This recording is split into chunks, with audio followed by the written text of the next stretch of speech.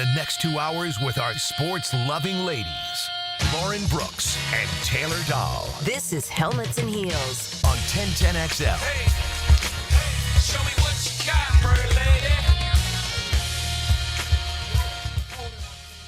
Taylor, we're the bold city of the South. The Jaguars made a bold move in trading up to get Travis Hunter. So today, we're going to be bold as well. We'll make some bold predictions for your Jacksonville Jaguars and the NFL. But all this being said, I was looking over NFL.com like I do every morning. And literally, like hours after our show ended, they had Nick Shook do an entire division ranking by quarterback. Oh, really? I was like, was he listening to our show? Maybe. So I saw another tweet, too, where I was like, somebody was definitely listening because somebody else must have done some sort of quarterback ranking, and it was definitely divisional based, but they did like division and then broke it down like within the division, too, so it was a little more expanded, but it was funny because I had similar thoughts where I was like, oh, everyone was listening to Helmets and Heels yesterday. I mean, I figure they're always listening. It's just whether or not they want to spin our ideas into other things, that is to be determined. But as far as Nick Shook's rankings, I'll go through them just really fast since we did this yesterday. But he has the AFC South as the worst. And so we had both had the NFC South as the worst. He has the AFC South as the worst. And then he goes to the NFC South. Yeah. They're pretty much interchangeable for the here and now. Then he 6 through 1, NFC North, AFC North, AFC East, NFC East, NFC West, and AFC West. Okay. So we all had AFC West first, but then ours were a little bit different than that. Yeah. I think we had AFC North next. I think so, too. Yeah. Yeah, because I was like Burrow and Lamar. Exactly. So, just interesting that somebody else would take the exact same exercise that we came up with. And it is funny, though, too, and we mentioned this yesterday, how drastically and quickly these could change. And we said this time next year, but honestly, it could be 6 weeks into the season, and we're already saying, depending how some of the year two guys, some of the rookies. But the AFC South in particular, if CJ Stroud has more of his rookie season, and which you're we seeing, don't hope. Yeah, we don't hope that. But if he does, and if Liam Cohen brings out the Trevor Lawrence that a lot of people have seen the glimpses of, but never the full season or full games of, and Cam Ward has a good rookie season, all of a sudden this division, you're being talked about as one of the better divisions when it comes to the quarterbacks. You're leaving out the Colts. I was about to say, I don't know what to say about the Colts right now. That's a different story. AR, I think, has to stay healthy. If Anthony Richardson stays healthy and even plays okay, I think that does help the division, because I do think right now so many people criticize him because you don't know. He can't stay on the field, and so you have just these small glimpses of him in general, and the small glimpses you have are very inconsistent. A few really good, incredible throws, and then a lot of things that he needs to work on, but you can't work on that if you're not getting in-game reps. Yeah, and I think Gators fans would tell you, even if he does stay healthy, which certainly we haven't seen that throughout college. It'll still be a little chaotic. There will still be moments. I would attribute it kind of like to Will Levis, where you literally just like face palm. And I do think Anthony Richardson has more talent than Will Levis, but I think both are incredibly inaccurate. Yeah. And Richardson has a much better arm. But at the end of the day, if you don't have a quarterback that understands where to go with the football, you're still in a bad situation. So certainly we shall see if Daniel Jones beats out AR, or what that exactly looks like. And maybe if Daniel Jones starts the first couple games for the Colts and Anthony Richardson comes off the bench eventually, maybe that helps him, like we talked about with Bryce Young getting benched for the Panthers last year. All right, so NFL.com has, as far as they have 10 bold predictions for the NFL season. Their number 8 was Travis Hunter will be more impactful as a cornerback than a wide receiver in his first season. They go on to say his natural position is cornerback, and he has to learn more at the wide receiver position. And we've heard James Gladstone recently say when he joined SiriusXM, we understand that's why we started him more on offense. But yes, he's going to play certainly on the defensive side of the ball. And so do you think that's a bold prediction as far as Travis might get more snaps at corner than receiver? I would say yes. I think the bold side is saying that he'll get more snaps. I don't know if it's as bold saying he'd be naturally or immediately better at it, because that's been the conversation, is that we know he's naturally a corner, and he's naturally better at the corner. And we've talked about the route running that he kind of has to work on some of the route running, the playbook on the offensive side, getting to know Trevor Lawrence and that connection. There's a lot of things that you have to work on offensively. So I do think that most times, even for the best wide receivers in the league coming in, it takes a little bit of time for that to happen. And so for somebody who that isn't their number one position, and maybe not at the college level, he just got to like run around and catch the ball. He didn't have to worry about a lot of the intricate things when it comes to the route running, and when it comes to if Trevor, whatever that connection is between them, because obviously him and Shador had been together previous to that. So I do think that the bold side of expecting it to be more on the defensive side, I think is a bold take, because everything we've heard here is that it's going to be wide receiver and then situational things and game by game when it comes to the defensive side of the ball. And so to me, I would be concerned if he was playing, because to me, if we are seeing way more defensive side of the ball from Trevor, even though from Travis, when this whole time they've been saying that he's going to be a major part of the offense, that would scare me a little bit, honestly, because number 2, in my opinion, then you wouldn't have a number 2 wide receiver. And the drop off to me between BTJ and Brown is pretty drastic, in my opinion. And so that gap all of a sudden to me turns into a little bit scary and a little bit shaky of what the offense may look like. And then also that means to me that if that's happening, then the offense isn't clicking well for him, and so they just want him to play on the defensive side of the ball. That may not be the circumstance. It may just be, whatever the game needs, and he needs more reps in there. They need him on the defense. If the defense is struggling in certain things, or he's playing so well that they want him out there. But in my thought, just because of the way that they've talked about him offensively all year and how much time they put into him offensively already, and how it's been like, oh, BTJ and Travis Hunter and then Brown and then Brenton Strange, and all of a sudden you're losing that main piece of what the offense was supposed to be. I would be alarmed if that was the circumstance, if at the end of the year he is playing a lot more defense than offense. And their word is impactful, and they go on to say it's just that he won't be even Jacksonville's top target, as the team already has a strong receiver in second-year pro Brian Thomas Jr., who produced 87 receptions, over 1,200 yards, and 10 touchdowns as a rookie, which are such impressive stats that's why we repeat them all the time. Yeah. And then they say the Jags don't have anybody in the secondary with the potential to do what Hunter can do. And so I think focusing on the word impactful, I probably shouldn't have said take more snaps at corner. I think what NFL.com is saying is, as far as why it's bold, is that when he's on the field on defense, he's making more impressive plays than on offense. You do already have that number 1 wide receiver. It's interesting. So Pete Prisco believes just the natural position is corner. Yeah. And Jeff Lageman believed, in watching tape, 2 people that I fully trust when it comes to football analysis, that he's much more of a wide receiver. Yeah. And I think the distinct of it, or not distinct, but the difference of it is very small. Like, I think they both think he's good at both. Yeah. And again, he was worth the Jaguars trading up from 5 to 2.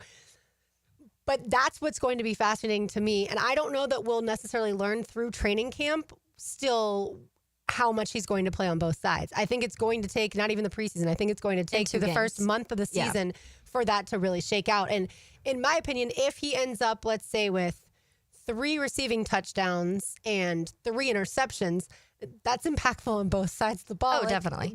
That is exactly why they wanted to add him to this team. Yeah, and I think that's what that word impactful, I guess, is what exactly do you mean by that? And I think it could be taken different ways, and maybe that's why some people may look at it and be like, how I was just saying, my initial reaction was like, uh-oh, because an uh-oh for me, I feel like if that's the case, then you're losing a strong weapon on offense, which in my opinion, you traded up because you were getting someone who was going to drastically impact your offense. So if all of a sudden he's more impactful on the other side of the ball, then you're losing that on the offensive side of the ball, which I think needs him personally. The defense, and then defensively, in my eyes, then that means to me, if you need him that much to make that much impact on the defense, then Buster Brown and Jarian aren't working out on the other side, and you're having to put him out there way more than maybe you wanted to, other than the situational circumstances that you specifically listed that you could possibly see him being out there in. Or is Travis Hunter better than Tyson Campbell in this scenario? Well, then that's real bad, because he's better than your best corner you've had in years. But if he's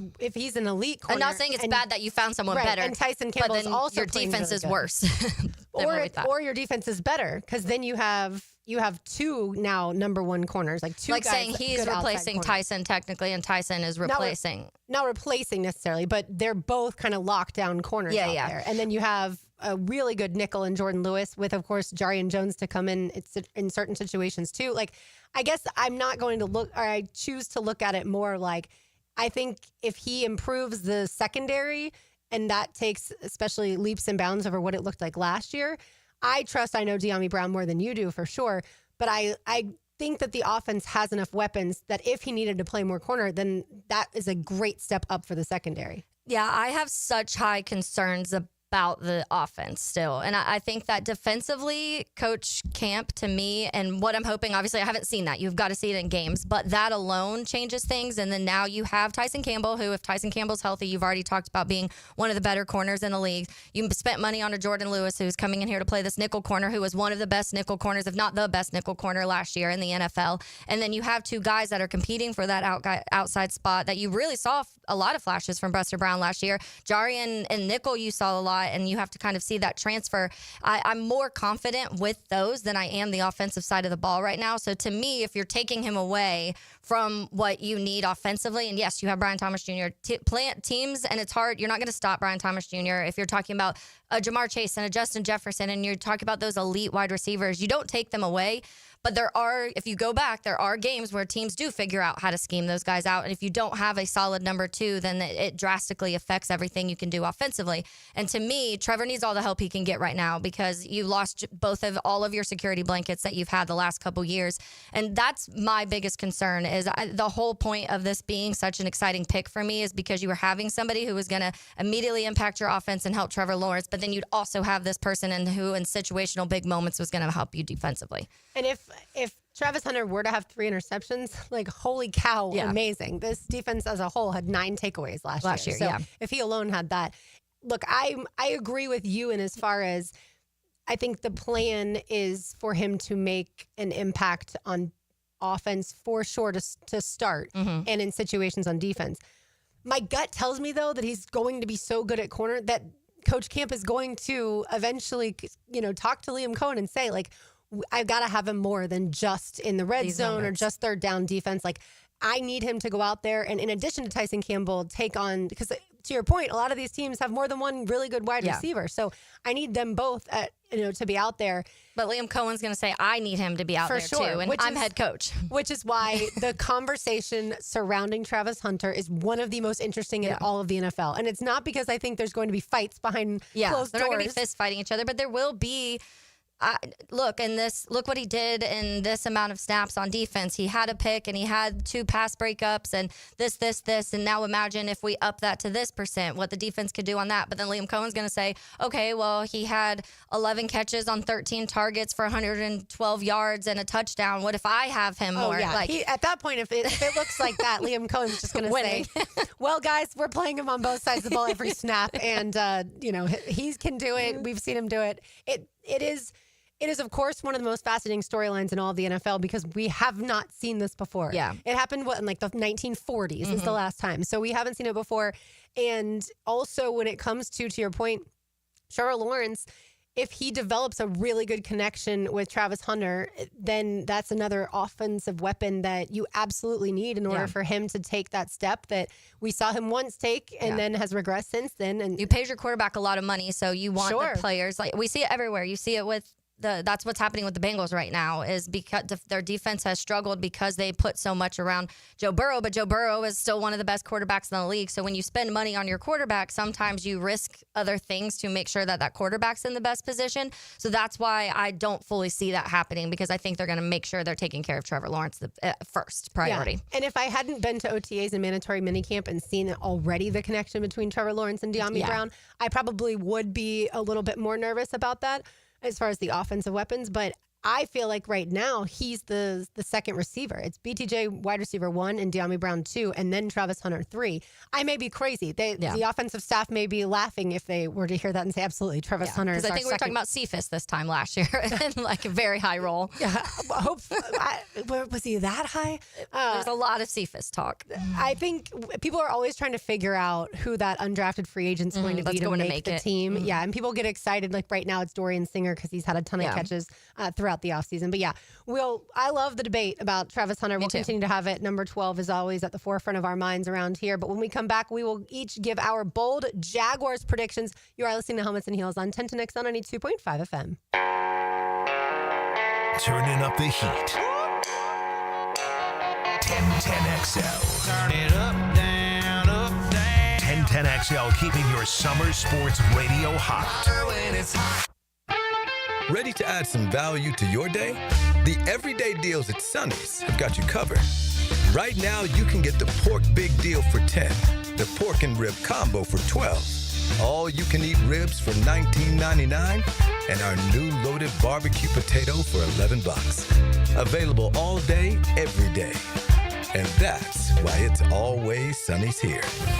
Sonny's Barbecue, local pitmasters since '68. Mia here. Why does Northeast Florida buy from Arlington Toyota? Because Arlington is the place to go for big selection. I'm talking over 800 vehicles, one location, and every day, low prices. Over 350 SUVs, over 175 trucks, over 275 cars. And if that's not enough, there's even more inventory on the way, folks. Plus, 60-day exchange. I know you've heard me talk about it, but really, have you let it sink in? It's huge. Buy from Arlington, take it home, drive it around for 60 days. And if you decide it's not right for you, you just come on back to Arlington and exchange it for another one. You even get Arlington's lifetime warranty with your new Toyota purchase. Why buy from Arlington? Because right now you can get financing as low as 0% on select new Toyota models. 0%. Now you know why Northeast Florida buys from Arlington Toyota. Shop in person on Atlantic Boulevard, just a quarter mile east of 295, or at arlingtontoyota.com.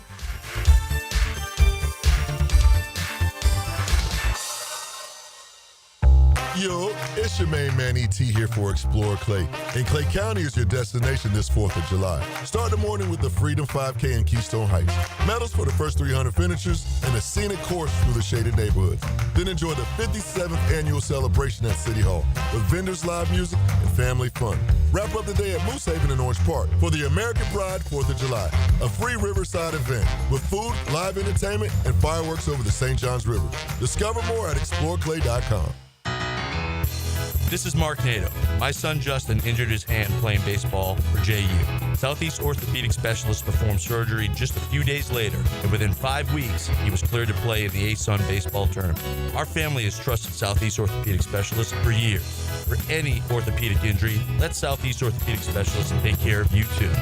Relieve pain and get back to life. Southeast Orthopedic Specialists.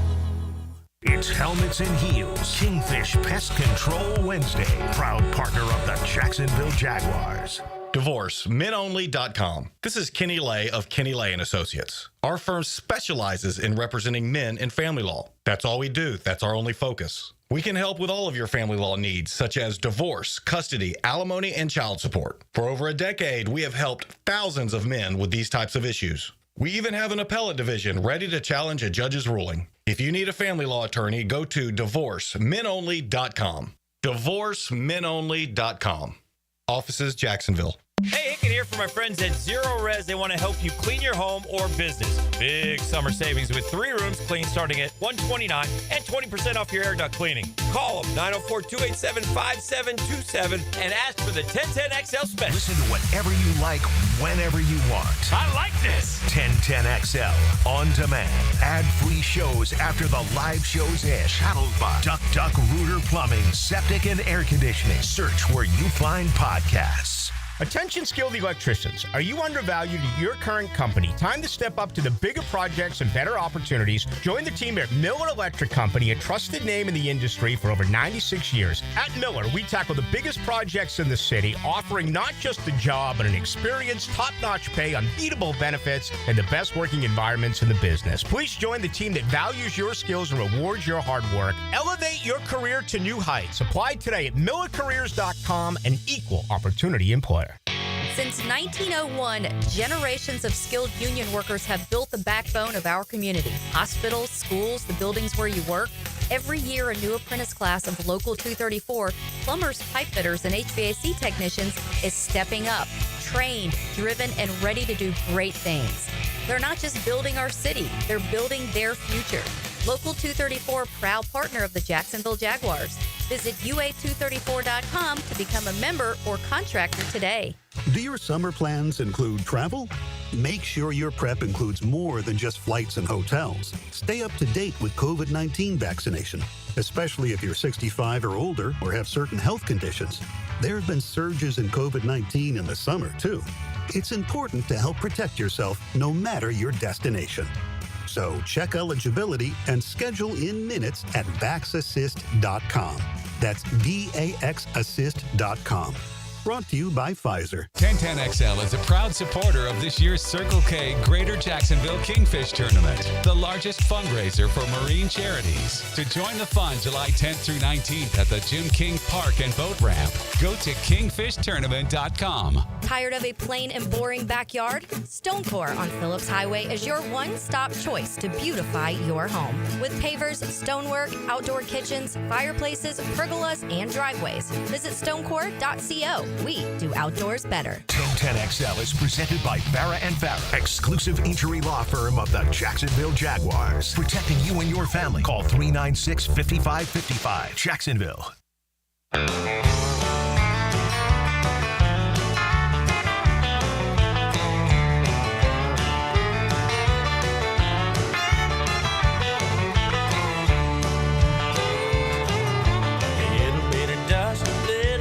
I bet most people thought when they heard the musical intro to this song that it was Alan Jackson, because I think it has, Zach Top, the singer, has such an Alan Jackson vibe. And this song I feel like kind of sounds like Chattahoochee. Yes, and look for sure. But yeah, if you don't know Zach Top, we've talked about him on this show, but this song called Good Times and Tan Lines to me is such a good song for the summer. It came out a couple weeks ago. Thank you, RJ, for queuing it up. I love me some Zach Top. I was sad that I was in Puerto Rico when not sad to be in Puerto Rico, but sad I did miss his concert. He came and played at Daly's Place in March, and I heard the concert was fantastic. I'm hoping he makes his way back to Jacksonville. I'm sure he will. I know several people, including Molly, that she went to that, and everybody said he was fantastic. Of course he was, because he is, I feel like, one of those very consistent guys. Yeah. Like he doesn't have necessarily like the craziest voice, but like I just love all of his music. All right, our bold Jaguars predictions. So Taylor, I thought back and wondered, have I already made any bold Jaguars predictions? Because I probably have. Yeah. And I remembered I said De'Ami Brown might get close to 1,000 yards. Yep. So that is certainly a bold one. But for this exercise, I wanted to come up with something that I hadn't already said. So I'm going to say that the Jaguars, who last season had 0 receiving touchdowns by running backs. Mm-hmm. That's right. 0 receiving touchdowns by running backs. I'm going to say that they're going to have at least 3 this year. And the reason for that is Rachaad White with the Bucs last season. Mm-hmm. He was tied with Devon Achane with the Dolphins. They each had 6. And of course, Liam Cohen coached Rachaad White and Bucky Irving. Bucky Irving was the featured back of the offense, but Rachaad White had 6 receiving touchdowns as a running back. Hopefully the Jaguars have even more than 3, like maybe 5 would be phenomenal. As a team, that's not asking for that much, but especially with the addition of LaKent Allen and, of course, having a Travis Etienne and a Tank Bigsby, these guys can all catch the ball to the backfield. So let's put that to work into the red zone and make things also a little easier on Trevor, too. Yeah. No, I agree. And I think that I like that. I think that you'll see a lot more of those things this year. And hopefully some of that is clearly who is the leading back? What does that look like? And I know last year, obviously, the Bucs dealt with injuries when it came to their wide receivers, so they did have to count on their backs to pass catch a little bit more in a stretch of games, and probably in the end zone and red zone a lot more than they wanted. But I still do think that's something that Liam Cohen likes to do. Most successful teams like to make sure their running backs are catching some passes in the end zone. Yeah, think Lions. Yes. Think Eagles. You'll see both of them. Like Montgomery and Jahmyr Gibbs were constantly in the end zone, and so I do think it is an important aspect of it, and it's something we haven't seen in general when it comes to the running backs and pass catching and the running backs pass catching touchdowns in general. So I like that one a lot. I would not be surprised whatsoever if we are seeing at least, I would say more than 3, honestly, just because of what I would expect a Liam Cohen offense to look like. Yeah, I didn't want to be too crazy because like to go from 0, to that. But my initial thought was, 5 would be good. Again, that's as a whole team. It's just the offensive play design here last year and the last few years was not creative. Yeah. It was super predictable and frustrating in that regard, too. And so I think Liam Cohen's going to drastically change that, certainly with the help of Grant Udinski as well. And so, yeah, I'm going to say they have at least 3 receiving touchdowns by running back. Love it. What do you say? So mine is kind of similar in the aspect of it's about a running back, but mine's about a specific running back, and it's about Travis Etienne. I think we see a massive redemption and I guess comeback season for Travis Etienne. I just think it meshes too well with what exactly you're saying of how Liam Cohen likes to use his running backs. And if you go back to what Etienne and Trevor were able to do year 1 and 2, he had let me look at the exact numbers, because he had 316 receiving yards in his rookie season and then 476 receiving yards in his sophomore season. Well, I guess now because he missed his first. So, First sophomore year and junior. year. And then over 1,000 yards in both of those first 2 years. And I fully expect us to have a year where we're talking about Travis Etienne the way that we were talking about him, especially after that 2023 season. And I know there's other backs in this room now that make it a competition. The hard part, yeah. It's hard for me not to go back and see some of the things that Etienne did in 2022 and 2023. In 2022, he's coming off a season where he missed an entire year and was injured, and he still had 1,100 yards and then another 316 receiving yards. And we know that season, that was when it felt like things were like on the up and Trevor was looking good and all of that stuff. And then 2023, things kind of crashed and burned, but he still had over 1,000 yards and almost 500 receiving yards. So it's hard for me not to think that if you have a guy that is capable of both of those things and has done it at the NFL level already, that you wouldn't want to make him a part of your offense, in addition to the connection he already has with Trevor Lawrence. And I think that is such an important thing that I'm going to keep putting emphasis on, because Evan Ingram and Christian Kirk are gone, and Zay Jones, the 3 guys that Trevor really loved, are all gone. And so you need somebody, and that somebody I think is going to be Travis Etienne. You don't miss Gabe Davis? I do not miss Gabe Davis. I forgot about Gabe Davis already, honestly. But I do think, and so part of my bold take is that Etienne has this kind of rebound year. We see those years, those beginning first 2 years where he was starting again, but also I think he earns himself a pretty good contract after this year. I don't know if it's the Jaguars though. Yeah, I can understand if he moves on to a different team, because they just drafted 2 running backs and they still have Tank Bigsby. I don't know who will end up with more carries and more yards this season. I could listen to an argument for Travis Etienne, like you just made. I could listen to an argument for Tank Bigsby, and oh, by the way, he had more rushing yards and attempts last year than Travis Etienne did. And I could listen to an argument for But the Bayshore run game Tootin. didn't work last year. No, it certainly did not. Tank Bigsby had a little over 700 yards. Etienne had a little over 500 yards, I want to say, each. When it comes to Bayshore Tootin, I'm very intrigued by his speed. I'm excited that he's added to this running back room. I just don't know yet when he's going to get his opportunity. Yeah. Because it feels like with Liam Cohen's endorsement of Travis Etienne and with what I've seen from Tank Bigsby, both in multiple training camps now and then through this offseason, he looks even better to me. And he already looked good last year. Yeah. He looks faster to me, quicker to me, and I think he has really good vision, whereas I think sometimes Travis Etienne struggles with a little bit of that. And so that's where I really don't know when Bayshore Tootin's going to get his opportunity. Yeah. If LaQuint Allen is the 3rd down back, like when is it going to be Bayshore Tootin's time? But if he gets his opportunity and he breaks one loose, then does he start to become that featured back? I think the Jaguars running back room might be, outside of Travis Hunter playing both ways, might be, and of course in addition to Trevor Lawrence, but it might be the other most fascinating part. Yes, does the offensive line improve? But that's not as much fun to watch. Down in and down out. Who carries the football is an exciting thing. For sure. And does Trevor Lawrence carry a little bit more this year? Yeah, I don't know how much I'm expecting out of Bayshore Tootin this season. I think that there's going to be moments. They'll put him in there every now and then. And you see the teams that have that 3rd back that still is a piece of the offense, but not like the offense. And every now and then you'll throw him in just to give one of your other running backs a rest. Or if someone's banged up a little bit, you'll see him a little more. I'm expecting more of that for Bayshore Tootin this year. But I wouldn't be surprised if at the end of this year, Travis Etienne gets a contract somewhere and Bayshore Tootin is your automatic that's his opportunity next year, and you see a lot more of him when it comes to next season, just because I think you already have two backs that have proven things that they can do. And when it comes to, we talk about the fumbling issue, that's something that Tank and Bashal are going to have to really focus on this year, because it's something that they've both struggled with. Etienne, his rookie season, we've talked about, has had 5 fumbles, but he's only fumbled once in the last 2 seasons. So that's something that you don't really have to worry about in that sense. And that's someone, too, who is a better perimeter running back. And that is something that Liam Cohen likes to do a lot, is bring those guys on the outside. That's something that I noticed in camp right away. They were getting those running backs on the outside of the tackles rather than constantly trying to just push them into the backs of the tackles. I think we'll see Tank more there when you need those short yardage, get him like between the offensive linemen, or just run over some guys, get that after contact. And then Etienne's going to be the guy that's going to be bursting off the sideline, which those yards add up really fast over the 2 yards, 3 yards, 5 yards. Well, we will discuss our bold NFL predictions when it comes to the league as a whole next. You are listening to Helmets and Heels on 1010XL 92.5 FM. He's our best tackler.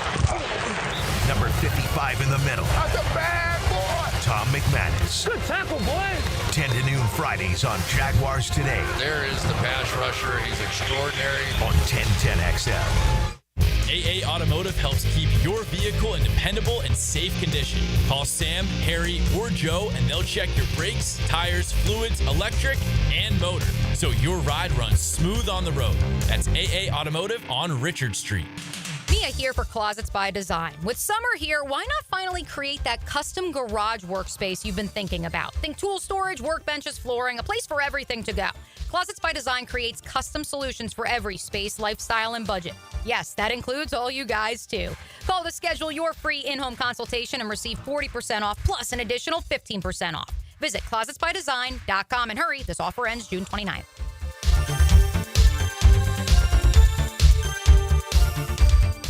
Been in a car crash? I'm local attorney Rick Alexander, and I've made it our mission at the Alexander Law Practice to listen to you so I can fight for the best possible result for you. I've been practicing over 30 years, and our team focuses on guiding you through the entire process. And because fees and reimbursement costs come out at the end of the case, I will never ask you to come out of pocket. For a free review, call 904-400-6600 or log on to alexanderlawpractice.com, Jacksonville. Jacksonville is staying cool with Cool Cats Heating and Cooling. Don't sweat HVAC costs. Special financing makes upgrades a home run. Choose high-efficiency AC systems, spread payments over time, and keep the savings in your pocket. Apply fast, get approved quick, and enjoy comfort now. Over 20 years of HVAC expertise awaits. Get a quote today before the summer savings melt away. Cool Cats Heating and Cooling. The coolest cats in town. Helmets and Heels. Kingfish Pest Control Wednesday. Guys, your lawn's the home field. Now you can champion your St. Augustine grass. TopDressing.com just hit Jacksonville with a game-changing patented process. Aerate and transform your turf into a fairway-worthy masterpiece. Less water, shorter cuts, and the envy of every neighbor. No one else delivers a perfect 10 lawn like this. Visit TopDressing.com and dominate your block with the same process golf courses use. Top dress your lawn like the pros with TopDressing.com. Hi, I'm Sean Monahan from Monahan Jewelers in Atlantic Beach. Since 1977, we've been Jacksonville's local family jeweler with a beautiful selection of fine jewelry and certified diamonds. But we're also Jacksonville's leading buyer of gold, silver, and diamonds from the public. Gold's recently hit an all-time high at over $3,000 per ounce. Pay bills, buy something fun. Now is the time to sell your gold for cash and get top dollar, or trade it in for a new piece and get even more at Monahan Jewelers in Atlantic Beach. This date in sports history is brought to you by Southeast Orthopedic Specialists. On June 25th, 1997, the San Antonio Spurs select Tim Duncan from Wake Forest with the first overall pick in the 97 NBA Draft.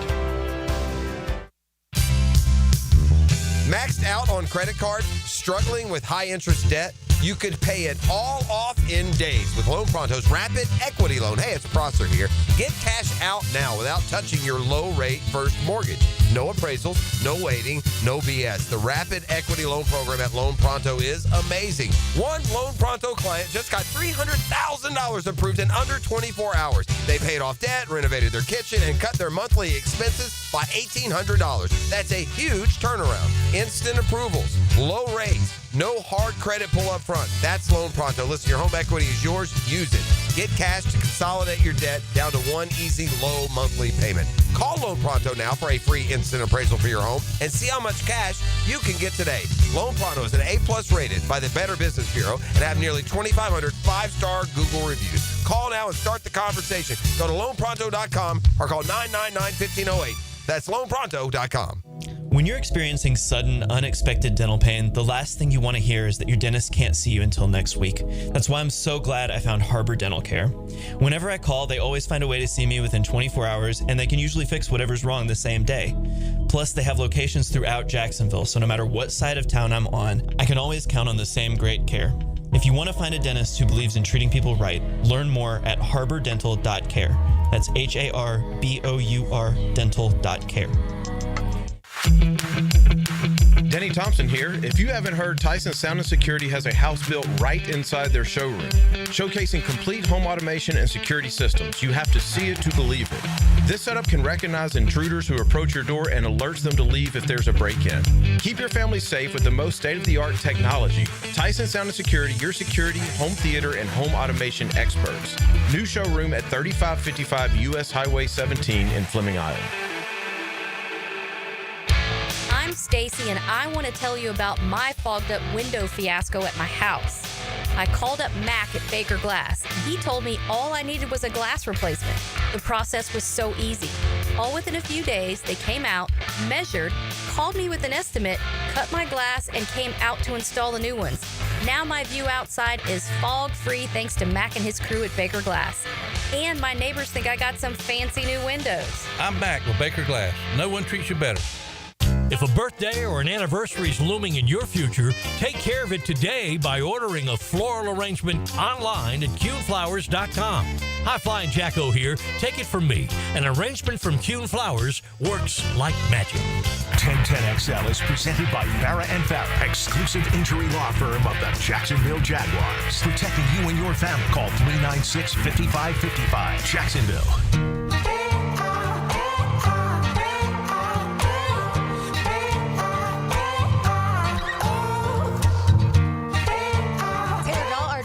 I'm Lauren Brooks with you. We're going to make some bold NFL predictions. But first, RJ, I have a question. Are you wearing a Pro Bowl hat that's connected to the Buffalo Bills? $12. $12. I didn't know that it had like the side on, but yeah, $12. I like it. So you have a $12 hat and a free T-shirt on today. Yeah. I'm loving Living the life. fit. I love it. All right, bold predictions. Taylor, I will let you go first when it comes to anywhere you'd like to go in the league. Okay, I'm going to stay at the running back position. All right. But I'm going to obviously go out west a little bit, and I'm going to talk about a guy named RJ Harvey, who is from UCF, if you have heard. I'm actually kind of mad because we did our dynasty draft for our 10-10 dynasty draft on Sunday. And if you're not familiar with dynasty, you already have your team. You're only drafting rookies, so it's 3 rounds. And I really needed a running back. My wide receivers are absolutely stacked. Like, I have Nico Collins, I have Marvin Harrison Jr., I have Drake London, I have Xavier Worthy. Like, my wide receivers are completely stacked, but I have like no running back. So I was like, I really need a running back, but I didn't pick 6, so I knew Genty would already be gone. I was like, I'm guessing Amarion Hampton will already be gone. And so I really wanted RJ Harvey. That was like my set. So the Jaguars also were interested in him. Oh, we learned that in that Mike we did. Silver piece. Yeah, good. But I do. So I was very excited. I had the 6th pick. RJ Harvey was there. The person before me did not select him. It goes to my pick, and for whatever reason, my thing was set on auto draft, which I don't know why, because I was staring at my app was open, and I was staring at my dynasty app, like ready to click RJ Harvey. So it ended up drafting Ted McMillan. So now I have another wide receiver. Can you trade in dynasty? I can. leagues? So I've been trying to put out feelers. Like, I have Ted McMillan, Xavier Worthy, Marvin Harrison Jr., all of these wide receivers, if anybody wants to try and trade me something. But so I was really bummed because I really did want him. But by the way, is it a PPO? PPR. Okay. And so this one, dynasty leagues, I'm pretty sure this one is still I think PPO is a health insurance. Yes. type of health insurance. PPR is exactly what I meant. Points per reception. Points per reception. I think, but I'm truly not sure. We just started this last year, this dynasty league. And so it was a little overwhelming because you had to have like you have to have two quarterbacks, which most leagues, if you're in a normal fantasy league, you have one quarterback and then you'll have like two running backs, two wide receivers, a tight end, a flex, and then your defense and a kicker. So this one you had to have two quarterbacks every year. That was a little chaos. I talked about that last year because whoever my other running back was didn't even start the season because I didn't realize we had to start two quarterbacks, and I drafted Michael Penix, who obviously didn't start until later in the year, so it was a little chaotic. But now my team's settling down because Joe Burrow and Michael Penix, I have all of these wide receivers. I have the Vikings defense. Everything's good aside from my two starting running backs are Tony Pollard and Antonio Gibson, which Antonio Gibson's awful. So if anybody out there has any advice, let me know. But anyways, that brings me to RJ Harvey. So I was already a big RJ Harvey fan. I think he was honestly probably my third favorite running back in this draft in general. And so my bold prediction is that outside of Ashton Genty, and I'm saying that just because Ashton Genty is who he is, and I think he is going to be such a immediate massive piece of the Raiders offense that it's going to be hard for any rookie running back to really compete with that. But outside of Ashton Genty, he's going to be the most valuable rookie running back this year. And that is even right now, he's technically their number 2 running back behind J.K. Dobbins, who they went and signed on a 1-year contract this season. But if you go back, J.K. Dobbins has dealt with a lot of injury issues. He's missed times every season that he's been in the NFL, and even when he hasn't been hurt and out, they do limit him with certain things just because he has had so many injury issues. His snap count isn't, or his carries aren't as high as a lot of the number 1 running backs in the leagues. Last year, you saw that with the Chargers. The backup, which was Gus Edwards, I believe it was, still had 100 carries on the year, and he was RB2. So I do think that you're still going to see a lot of RJ Harvey. I also think that towards the end, since it is a 1-year deal with J.K. Dobbins, that those kind of start. It'll be the RJ Harvey show by mid, if not a little bit after midseason anyways. By the way, Bo Nix last year for the Broncos had the 3rd most rushing yards. On his team? Yes. Yeah, not surprised. Their run game was a struggle last year, and that's why I do think they're going to lean heavy into that. They have the offensive line to do so. We've talked about that. They have one of the better lines in the league. And so I do think that opens so many opportunities. They really tried to run the ball last year. They had like 3 or 4 different guys who I think all had like 300-400, but they didn't have a guy to really take off. And so some of the things, if you're not familiar with RJ Harvey and what he did in college, he was the only running back in college football to have 1,500 plus rushing yards, sub 250 attempts. His 40 time, he ran a 4.40, which was the 96th percentile, and his target share was 9.3%, which was also the 96th percentile. So he was used a ton. I think that they'll be able to do that in Denver too. And you now have a back that can take the bulk of it, and you're not a guy that's getting injured, and you have to worry about that. He also led NCAA in runs of 15 plus yards across the 23 and 24 seasons, more than Ashton Genty during that time. So that is my bold take, is that by the end of the season, we're going to be talking about Ashton Genty and RJ Harvey as the 2 best rookie running backs. That leaves out Bashal Tootin. Yeah, sorry, Tootin. I apologize to you. We'll talk about you next year. And we already had that conversation as far as the running backs here and how we think those carries will be split up. I like it, especially because it's a positive one. My bold take is a negative one. Ooh. And I'm not at any point in time trying to do what I did to Derek Carr to Justin Herbert. Mm-hmm. I like Justin Herbert, and I think he's a really good quarterback. I had him fairly high in our AFC quarterback rankings the other week. But there's something about the Chargers that makes me think that I didn't love their offseason moves, and it makes me think that they're going to have a really poor start, a.k.a. I believe the Chargers are going to start 1-4 and eventually miss the playoffs. And here's why I say that. The Chargers start with the Chiefs at home, then they go to the Raiders, then they play host to the Broncos, then at the Giants, and then the Chargers host the Commanders. I believe the only game of that slate that the Chargers will win is at the Giants. So I think they lose at home to the Chiefs, on the road to the Raiders, because you and I have had that conversation about the Raiders, and you love Ashton Genty. We both love Brock Bowers. I love Ashton Genty as well, of course. Geno Smith, I think, will really help. They didn't have a great quarterback situation last year, and Pete Carroll's a really, really smart coach. The Broncos, I think, with you, are going to be potentially another playoff team. The Giants, that's a whole nother mess. And then the Commanders, I think, can easily beat the Chargers. You get off to a 1-4 start, and granted, Chargers fans would be like, we'll probably beat the Chiefs and the Raiders. Like, what are you talking about? But And the Broncos. But I think they will get off to a poor start. And then anytime a team gets off to a poor start, they end up reeling a little bit and they end up missing the playoffs. And so, yes, they were a playoff team a year ago. They had 11 wins. We know that division is really tough. And especially now that I do think the Broncos and the Raiders are improved. So I believe that Harbaugh and Herbert miss the playoffs with the Chargers. So again, it is a little bit negative, but the Chargers are a team that I feel like they're a very roller coaster type team. And I liked their offseason moves a year ago, but I don't like as many of them for this year. They let their best defensive tackle walk in free agency. Yeah, I think that that division automatically makes it difficult. And I think that's something that's going to really pop out with them this year. I do think that Jim Harbaugh is such a good coach that he is going to get them through some of the games that maybe otherwise they would lose. I also think because he's reeled in Justin Herbert so much and he hasn't made a ton of mistakes, he only threw 3 picks last year. So if you're not turning the ball over, and now you also, when it comes to, you talk about running backs, they drafted Amarion Hampton, obviously, and they got Najee Harris, who I think Najee Harris is honestly pretty underrated in the league. He's one of the best when it comes to getting those, forcing missed tackles and getting yards after contact and that type of thing. I think they're going to be a very, very run-heavy offense, and we'll see how that ends up shaking out because receiving weapons rise. They really have Ladd McConkey, and that's about it. Mike Williams struggled big time last year. McConkey, but there's not a whole lot else there. Yeah, and like Mike Williams struggled a ton last year, but when Mike Williams was with Justin Herbert, they did have a pretty decent connection. The majority of Justin Herbert's touchdowns came from Mike Williams and Keenan Allen his first couple years.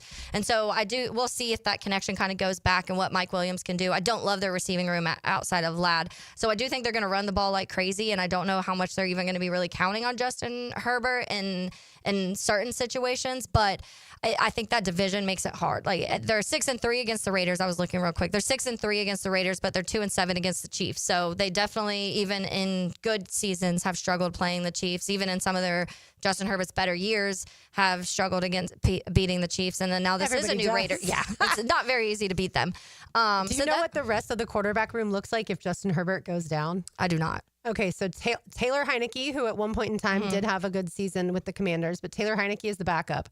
Then they have Trey Lance, and then they have DJ Uiagalelei. Since we talked about him yesterday, I wanted to bring him up, who they got as an undrafted free agent, of course, this year. Trey Lance, who has virtually no experience. And yeah, Heineke has played for the Falcons most recently. Like at one point in time, I thought he might be pretty good, and maybe the Commanders found something. But at the end of the day, no, that was more lightning in a bottle. And so if Herbert gets hurt, that's, I think, a dangerous, precarious position. And then, which has been a thing too. It certainly has. And to your point, yes, they have been able to make the offense a little bit easier for Herbert, and they did upgrade their offensive line. Maybe it's just the fact that it goes back to that Jaguars-Chargers playoff game in 2022, I guess early 2023, January of 2023, here at Everbank Stadium, and seeing them collapse in front of my eyes. And granted, Harbaugh wasn't the coach then, but I'm now always going to have that as a picture in my head, not just of Herbert, but as that team as a whole.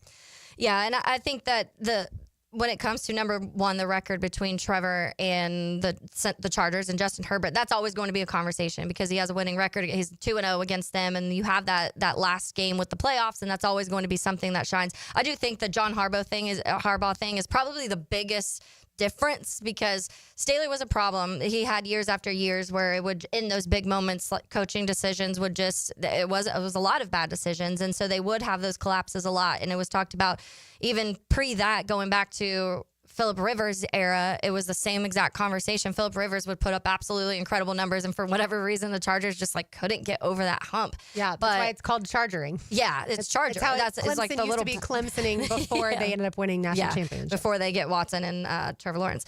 But I think it's not a bad take just because the division alone for me makes it really hard. I mean, when you look at a schedule where you're having to play each of those teams twice, and I don't know if I'd quite put the Raiders in that category yet, but the Raiders aren't just the win that they've been in the last few years. No, I don't think so. And we talked about their offensive weapons. They also have Max Crosby, who's one of the best defensive. He's a little scary. Yeah, edge rushers in the game. All right, we will do our Terminix Pest of the Day now. We'll go ahead and knock that out. We love our friends at Terminix. They came out to our house last week, and they knocked out all the different pests that we have, whether that be wasps, ants, cockroaches. Certainly, if we had any termite issues, they would take care of those. And then they sprayed our front yard and our backyard for mosquitoes. Love sitting outside this time of year. Once the sun goes down, of course. A little too warm to sit outside when the sun's still up, but and hanging out with the dog out there. They do such a good job also for Everbank Stadium, ViStar Ballpark, ViStar Veterans Memorial Arena, and your favorite event venues around town. Find them online at Terminix.com. That's TERMINIX.com. Taylor, you're going to agree with me because this one was your idea, although we both saw the story. Heartbreaking. Arizona Diamondbacks all-star second baseman Ketel Marte broke down in tears when a fan from the White Sox organization, or I shouldn't say the White Sox organization, but a fan that was at the White Sox game cheering for the White Sox ended up teasing him and Marte ended up breaking down in tears because the fan was saying stuff about Marte's mom's 2017 car crash in the Dominican Republic. And first of all, that fan should be banned for life. I think Which he is, by the way. And that's the update. Okay, good. Well, banned indefinitely. Okay. Well, I think he should be banned. I'm assuming it's a he. If it's a she, either way, that person should be banned for life. And it just breaks my heart that anyone would ever heckle someone about something serious. If you want to heckle people about pretty much anything. They're a big dumper. Anything that I would say is pretty much like fair game. Yeah. Like if they're bald or, if they have terrible hair, like if you want to go that route, or if they have bad tattoos, like I don't care. You can pick stuff like that. But don't ever heckle someone about something that's near and dear to their heart that involves them losing a loved one, including a parent. Yeah, and it hadn't been released of exactly what this fan was saying, but it was enough he was completely broke down. In tears. His whole team surrounding him. So clearly other people were hearing it too. And it was enough to also must have been proven because it was reported by Jesse Rogers that said the fan who made inappropriate comments towards Marte about his late mother has been banned indefinitely from the White Sox home games. So that there must have been something to where people around also were able to say, he was saying making these certain comments. But so that's easy at baseball games. There's times where it's really quiet. Oh yeah. So one person's voice carries a long way. Yeah. When I immediately saw this, I was like, I hate this so much because it's a sport. And I do think that sometimes we get way too intense with certain situations when it comes to this. And we hear about when people threaten players because they miss a free throw or because they miss a field goal, and those things are also messed up. But there also is appropriate things, to your point. You can heckle in a way where it's just lighthearted and funny and you're messing with the people. And you see that players will turn around and laugh sometimes at certain heckle moments because they're like, all right, that was good. That was clever. Good job. Be clever. Try not to laugh, but you can probably are laughing inside. Like, be clever. Don't be vicious because you don't have to do that. And especially in this, it was devastating if you watch the video. I don't even like to watch it because he was just heartbroken. And if you've ever lost someone like that, and how quickly grief lasts forever in general. And so it hits you in any moment in a normal day. And then someone's yelling like that in the middle of a game, how much that grief must have hit him in that second too. And when you and I have had this conversation off the air, there's a difference between grief when it's expected that the person is going to die and then that sudden trauma. A car accident. Right. Yeah. And so, my heart breaks for Marte and his family. And I would like that fan be banned for life. Mm-hmm. Never. And really, throughout the state of Arizona or even the country, you're not allowed to another sporting event because nobody should ever say something like that. All right. When we come back, we were checking with our friend Roger Hoover in Alabama, talk all things Crimson Tide. We'll get into some college football on the other side. You are listening to Helmets and Heels on 1010X on 92.5 FM. If real life were sports, radio would be like 1010XL. I like this kind of party. Because sports are more fun than real life. There's 1010XL. You tired of high energy bills? Replace those inefficient windows and patio doors now. Don't miss Renewal by Anderson's 30th anniversary sale. Buy one window or patio door and get one 30% off. Financing options are available and this offer expires June 30th. Renewal by Anderson, proud partner of the Florida Gators. Visit bestwindowsflorida.com to schedule your free consultation. License number CGC 1527613.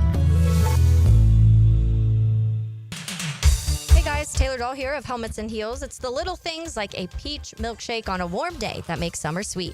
And now you can head to your local Chick-fil-A and enjoy a favorite summer treat again. Hand-spun the old-fashioned way, their refreshing milkshake features Chick-fil-A ice cream and peaches. It's the perfect cold treat to enjoy outside on a warm day or with friends and family after dinner. And it's here for just a limited time, so swing by your local Chick-fil-A and treat yourself today.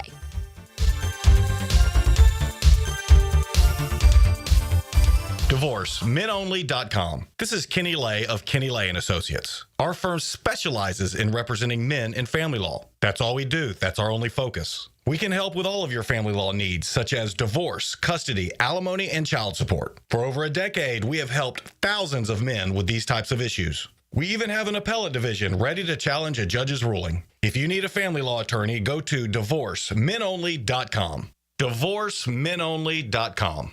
Offices, Jacksonville.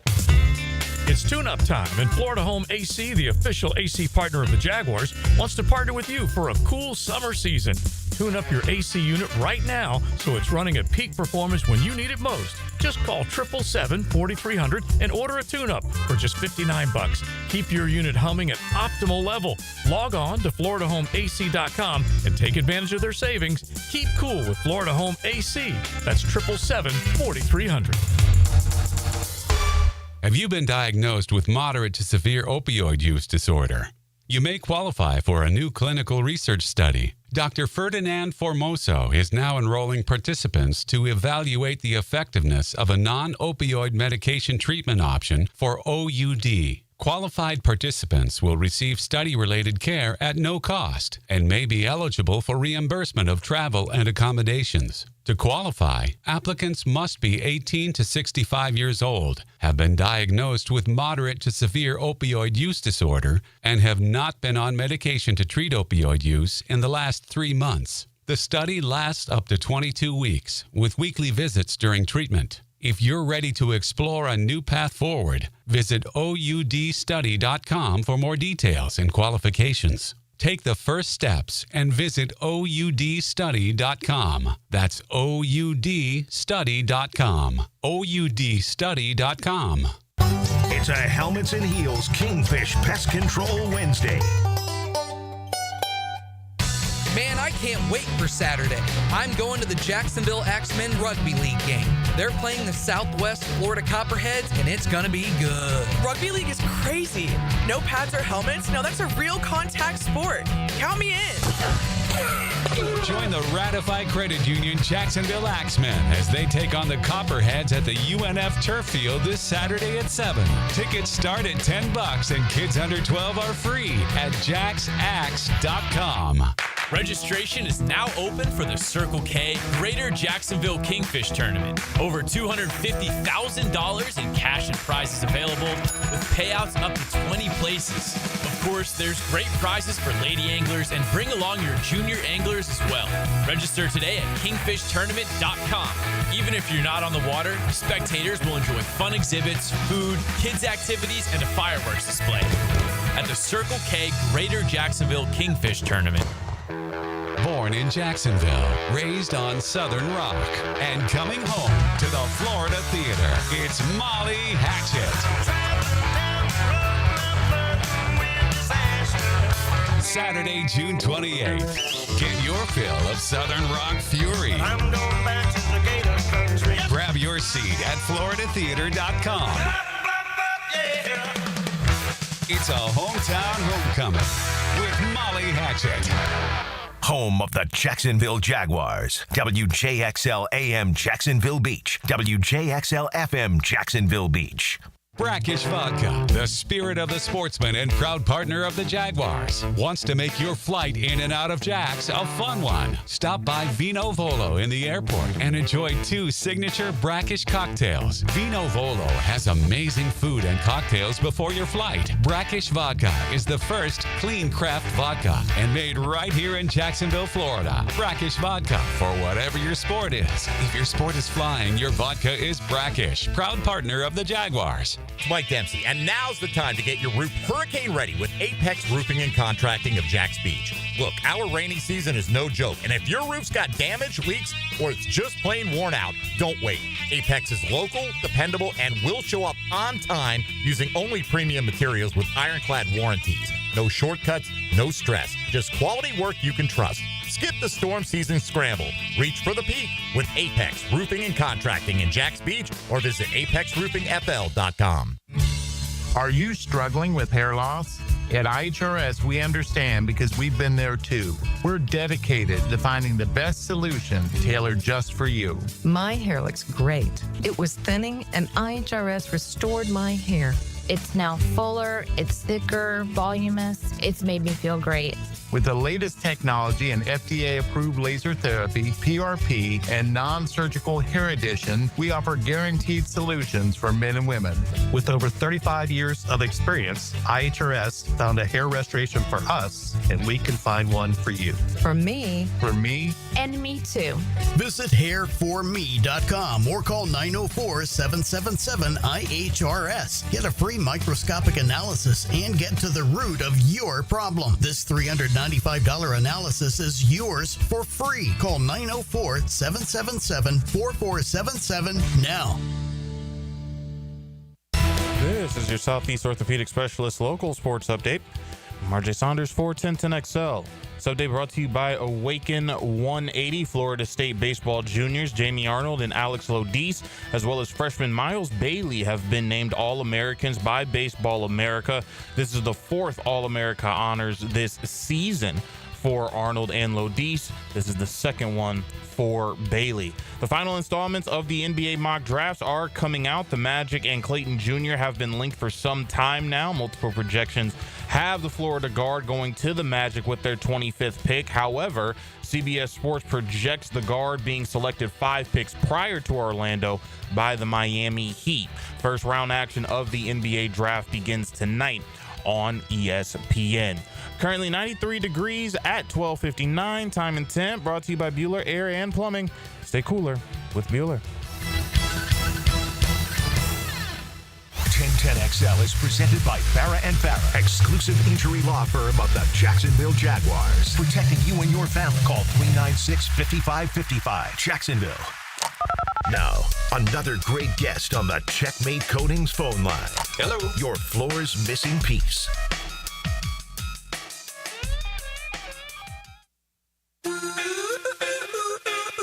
Taylor Dahl, RJ Saunders. I'm Lauren Brooks with you, and we welcome in our old friend Roger Hoover, now the play-by-play broadcaster and host for the Alabama Crimson Tide, formerly of the Jacksonville Suns. Roger, how are you today? Duval, I'm doing really well. It's good to be home with you guys on 1010XL. We love it, and we love having you. All right, let's get into the quarterback conversation. We'll talk about the opposing quarterback for Alabama's first game, Florida State, Thomas Castellanos, in a second. But first, who is going to be the quarterback for the Alabama Crimson Tide?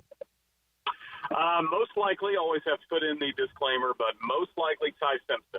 He had a really good spring practice for the Crimson Tide. Kind of did everything the coaching staff was looking for him to do. And, offensive coordinator Ryan Grubb was asked in the press conference, okay, if you had to play Florida State tomorrow, this was back in March when the question was asked, who would be the starting quarterback? And he very plainly said Ty Simpson. So I think all indications are that Ty has done everything he needs to do to really win this job. Now, we'll see what the competition looks like coming up during fall camp, during the hot days of August here in Alabama. But I think he's put himself in really good position, kind of similar to Mac Jones a few years ago when he had to wait his opportunity to get that starting nod. And this may be the only year we get to see Ty Simpson as Alabama's starting quarterback. But he's put in a lot of patience towards this and making sure he's ready to go. And I think just the familiarity he's got in the system with Kalen DeBoer now being in year 2, I think it's only going to pay off for him. So it looks to be Ty Simpson, but there is a lot of talent behind him, and Austin Mack, and also 5-star Keelan Russell.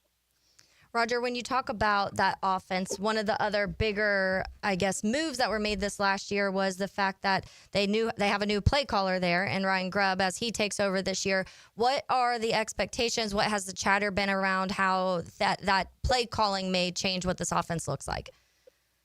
Well, everyone's really excited to have Ryan Grubb finally in Crimson and knowing we're going to get him calling plays during this upcoming year because, he was great with Kalen DeBoer at Washington. He comes over to Tuscaloosa, was in Tuscaloosa for a few months and gets the Seahawks opportunity. And obviously that year didn't go great for him with Seattle, but that's still some NFL coordinator experience now that he gets to bring back to what was already considered one of the best play calling minds in college football.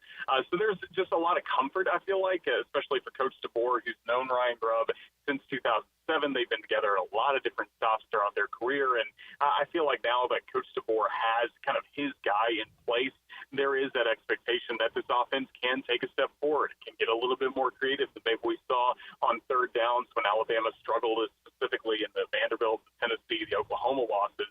I think now there's familiarity with everybody in the offense about how it's going to go, and you've got a really innovative mind behind him. And certainly he's got some pressure on him as well coming in, and certainly he can't fix everything in one offseason, but I think everybody's just so much more familiar with his system and trust that he can do things that maybe we hadn't seen before with this past offense. All right, Roger, did those comments make their way from Tallahassee to Tuscaloosa as new FSU quarterback Thomas Castellanos said, there's no Nick Saban to save Alabama and they can't stop him?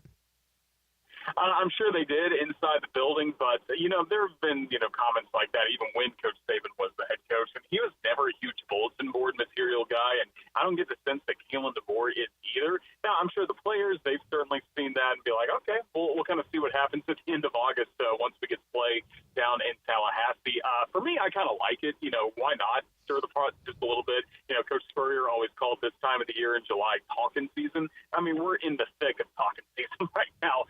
That'll really escalate once we're in Atlanta for SEC Media Days. So, those comments, I feel like were good for all the media to kind of, latch on to a storyline this week. But the players in the building, coaches, staff, I don't think took very seriously because, it's going to come down to a lot more than Thomas Castellanos and what he says and how he plays coming up in week one to determine a winner between Alabama and Florida State. Speaking of Kalen DeBoer, how would you describe what he's done when it comes to this full offseason, keeping the majority of the starters there in Alabama, the recruiting trail he has kind of started on his own now? How has that, and now that he has this full season under his belt and this full offseason, how has that looked so far? I think it's been really good. And you mentioned having a full offseason under his belt. Last year's offseason was so short with Coach Saban making that decision on, January 10th or 12th to step down. Coach DeBoer doesn't come in to the 14th or 15th. He was really behind the eight ball in a lot of ways. And he spent so much time trying to build relationships across the state of Alabama, in the Southeast, where he's never been a full-time coach before. He's recruited some there before in his previous stops, but never like this. So I feel like he's done a really good job building a lot of relationships. And I think the biggest thing for him this year, this coaching staff did a great job keeping the roster together, like you mentioned. It's not just starters coming back, but nobody from the Crimson Tide entered the spring transfer portal window. Alabama is the only SEC team that can say that. So that tells me that this coaching staff has been very honest and direct with the players about the expectations they have for them coming up this season, whether it's in a reserve role, somebody you're going to build towards the future, or it's players that maybe were a second teamer that you're going to say, nope, you are going to be a starter with us coming up this year. So I think this coaching staff's been very direct in their communication, and they're not just trying to stockpile talent. I think they're being very honest in how they're going to continue building this roster. And then the other, I think the off-field intangible is that I think just Coach DeBoer knows what's expected a little bit more and knows how this fan base can react to different things. And the conversation has really gone from last offseason, Coach Saban was mentioned every 2 or 3 questions with him in different interviews. Now, Coach Saban is not really coming up. His name's not being mentioned as much. It's more so about last season, this season, and just more football-oriented things. And I think that can only help kind of take the pressure off Coach DeBoer that now, Coach Saban has had the field dedicated for him. The coaches return to campus with game day. Those things are now in the review mirror just a little bit, the honoring of Coach Saban and then the constant comparisons of how do you take this job. Now I feel like he's in a much better position to move forward with his own brand of Alabama football. And that brand of football includes young Ryan Williams, who, as a true freshman last year, had an insane season, probably second only to Jeremiah Smith. What other skill position players are you excited to see this year?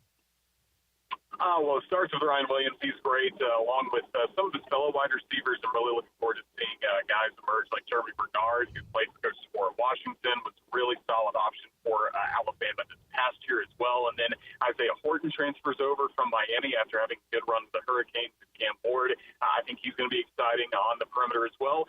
Running the football, I think you're going to see Alabama have much more consistency in the run game this year. With Jam Miller leading the way. Last year's leading rusher was Jalen Milroe, and that was, I think, part of the issue. Alabama didn't necessarily commit to the running game with the running backs as much as maybe you're used to seeing from an Alabama offense, or just the balance you want to have as a college football team. So I think Jam Miller, Richard Young getting a bigger opportunity this year, I think that's going to be really important for the Crimson side, trying to run the football. And then on the defensive side of the ball, you have 9 starters returning. That's a really strong place to come from. Deontay Lawson, I think, is the one player you can point to as the inside linebacker. He's been the play caller essentially the last 2 years for Alabama, and he suffers an injury in the Oklahoma game. You're not sure whether or not he would come back with the NFL draft looming, but with that ACL injury, decides to come back, and everything looks like it's going to be a really good season for Deontay Lawson. Very vocal leader, somebody that understood what it was like to play for Coach Saban, and also really understands the culture that Coach DeBoer has brought in. So I think those would be the main people I would kind of look at, some of the wide receivers, running backs, and then Deontay Lawson really leading that defense. Roger, talk a little bit about the offensive line. They're replacing 2 starters in Tyler Booker and Elijah Pritchett, but returning 3 others. And so, but all of the rankings you still see when you're looking at offensive rankings for college football, Alabama still sits in like the top 5 and the most that you're seeing, and most of them the probably second or third spot. So share a little bit on that offensive line, how they looked in those 2 spots that they are replacing in the left guard and right tackle. Well, the best part about Alabama's offensive line is they're getting some guys healthy who played last season in Jaden Roberts and Caden Proctor, but they were never really full go in the early weeks of the season, and I think that really affected them in the losses they had at Vanderbilt and Tennessee specifically. Just that line never really clicked together, even though they had a good performance against Wisconsin and Georgia when all the healthy guys were playing at the same time, and the line just never really clicked at times last year. But with Caden Proctor, with as well Parker Brailsford, the center, and then some really good talent around them. Jaden Roberts, Will Formby are going to get in the mix. They continue to do well with young guys in the recruiting trail. I think the line, everybody feels like Alabama's starting in a strong spot there, mainly because Caden Proctor, your left tackle, is healthy going into the season, assuming everything goes well coming up in fall camp. And the fact that he wasn't on the field the first couple weeks, I think really put a kink in that offensive line and weren't allowing them to play to their potential. Now Alabama's starting from a strong spot there from opening weekend against Florida State. I think you're going to see a different offensive line, and maybe with that, a better commitment to running the football and pass protection, giving Ty Simpson the time that he needs to make some plays downfield. Roger, are there higher expectations for Alabama's football program this season or men's basketball? I may say men's basketball. I mean, what Nate Oates has been able to do the last several years, a couple of years ago winning the SEC championship, being number 1 overall seed, and, that was a disappointing end, making it to the Sweet 16, bowing out, and then you go from there to a Final Four run.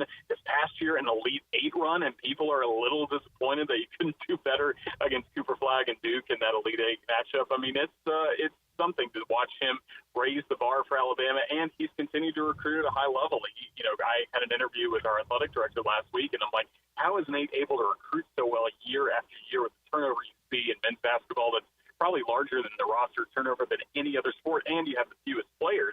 And he talked about how Nate just has embraced the fact that this is an NBA style of play. You're going to have free agency every single year when you're building up your roster. And with that, he has done a masterful job at getting good transfer players to come in, as well as just making sure some guys that can stay do. And LeBaron Philon, an outstanding freshman, kind of tested the waters of the NBA draft. He's staying put. Aiden Holloway, a great scorer, is coming back. So even though you won't have some of the familiar names like Grant Nelson, Mark Spears on the roster this year, Alabama is still in tremendous shape in basketball. So, football is still king in Alabama, but men's basketball has taken a step forward like really no other sport on campus at Alabama has done. Even some of the championship programs in women's sports, the way the men's team has just captured the attention of this fan base. And really, on my shows in the off season where I used to never talk about men's basketball, now that's all people want to talk about in May and June. How's the roster looking?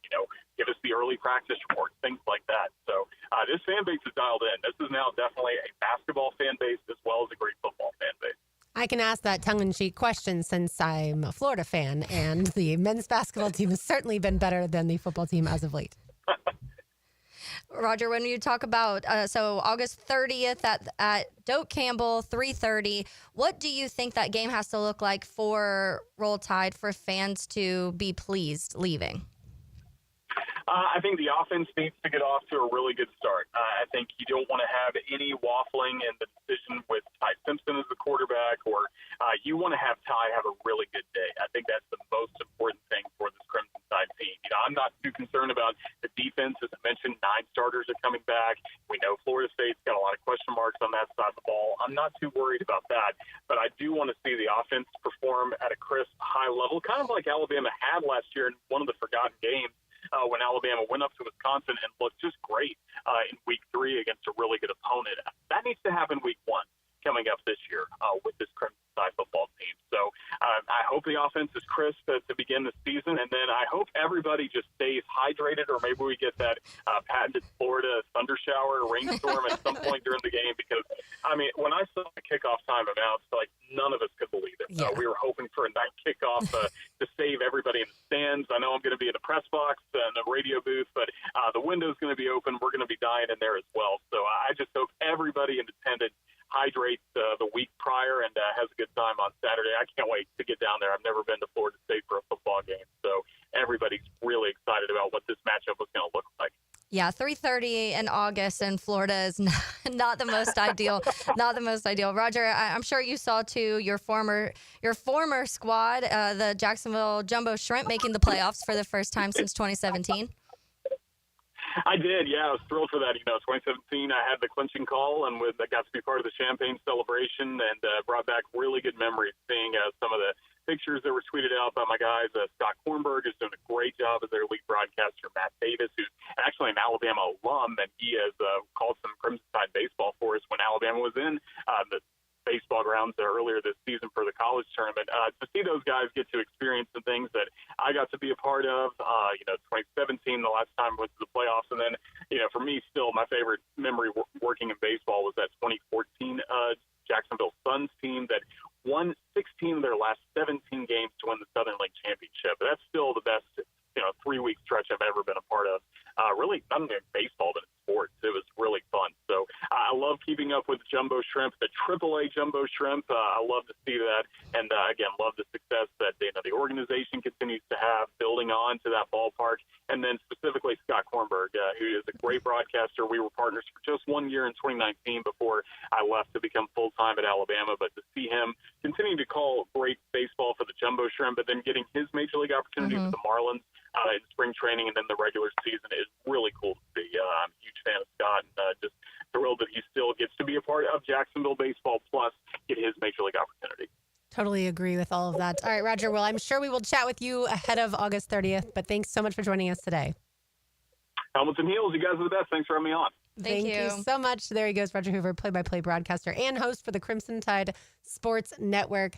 I feel like Tuscaloosa, the fan base there, if they lose to Florida State week 1, is going to be shattered, emotionally shattered. And again, should Florida State expect to win that game coming off a 2-10 season? Maybe not, but Florida State fans don't care about last year. They're looking forward to this year being a heck of a lot better. And they want to forget last year. Right, and Castellanos is confident. So they certainly, on their home field, in that, I'm sure, blazing sun there in late August, 3:30 kick, I'm sure Florida State fans are saying, crazy environment in Doak Campbell, and we're going to win that game and start the season off right. So cannot wait for that week 1. All right, Taylor Dahl has a tangent on the other side. You are listening to Helmets and Heels on 1010XL 92.5 FM. What do you think Dan and Jeff would be doing if they were never hired at 1010XL? Let's get rocking with a guitar in our hands and rocking our hearts. Dan Hicken and Jeff Prosser. Maybe even lasers. Mornings on 1010XL. And smoke machines.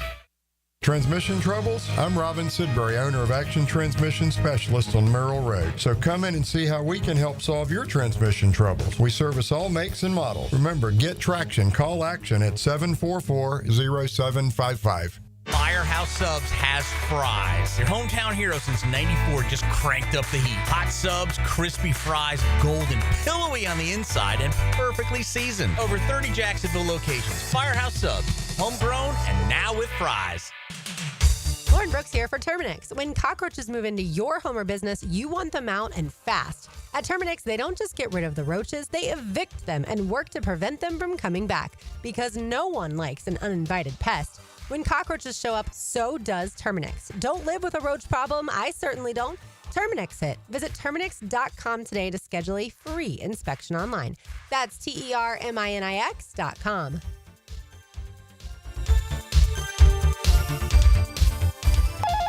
AC Hotline, how can I help? Help! Our AC isn't working, and my husband's pouring ice cubes down his pants. Wow. Okay, well, we can help with the AC issue. Please. I'm afraid he's going to damage something. Okay, I'm going to connect you with the Duck. The Doc? No, the Duck. Duck Air Conditioning. Jacksonville area's AC experts. Okay, tell them to hurry. Beat the Florida heat with Duck Air Conditioning. Service, repairs, new installations, commercial or residential. Trust the Duck. DuckDuckAC.com. Kingfish Pest Control Wednesday. Helmets and heels. Hey, Hicken here, and you know I'm going to talk about skin. Yeah, it's hot outside, folks. The oven is on. Temps are in the 90s, and it's only getting hotter. I love the summer, but my skin doesn't. I do my best with dry fit shirts, big floppy hats, plenty of water. My secret weapon, though, the sunscreen. I use it regularly. Maybe you should as well. Look, I've also been seeing docs at Peaches Dermatology for years, and my skin thanks me for it. I'm telling you, it could save your life. Book your appointment today at peachesdermatology.com. Are you ready to play this summer? At the First Coast YMCA, we're committed to being your home for health and wellness and a place for friendly competition with team sports for adults and for kids.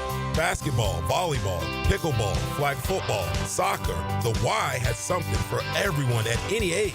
Discover all the benefits of YMCA membership and find your fun this summer at the Y. Registration for team sports and summer camps is open now. Visit fcymca.org.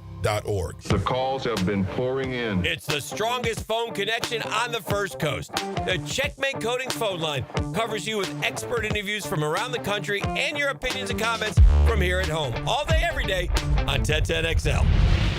Cannonball! Honey, someone's in our pool. Oh, refreshing. John, what are you doing? Oh, hey, Dave. Seeing as how me and the guys at Clearwater Irrigation reinstalled your sprinklers after the pool contractor ripped it out, I thought you wouldn't mind if I took a quick dip. But in a Jaguar print Speedo? Yeah, Dave. My bad. Clearwater Irrigation. We can't sing a lick, but we sure are good at sprinklers. And drainage, too. Hey, Hicken here for my friends at Zero Res. They want to help you clean your home or business. Big summer savings with 3 rooms clean starting at $129 and 20% off your air duct cleaning. Call them 904-287-5727 and ask for the 1010XL special. No matter what the reason, sending a floral arrangement from Kuhn Flowers always works. For unique and special gifts, visit their showroom on Beach Boulevard. ET here with 1010XL. Kuhn Flowers is my go-to, and it should be yours too. Online at KuhnFlowers.com. When it comes to towing products, your safety is the priority at Cannons of Jacksonville. Cannons has decades of experience to ensure your towing setup is installed with precision and reliability. Visit cannonsofjacks.com, your trusted partner for a smoother tow. Need or want cash? Beaches Jewelry and Pawn has cash available. Ready to buy guitars, surfboards, jewelry, firearms, tools, and especially gold. They need it all, selling or pawning. Get cash on the spot at Beaches Jewelry and Pawn in Jacksonville Beach. June is Men's Health Month, and here's your reminder to be proactive and get screened for early detection at Ackerman Cancer Center. Many cancer instances are largely preventable and treatable. Take steps now to minimize your risk factors at AckermanCancerCenter.com. Instant Keys. You don't have to go to the dealer. Instant Keys comes to you.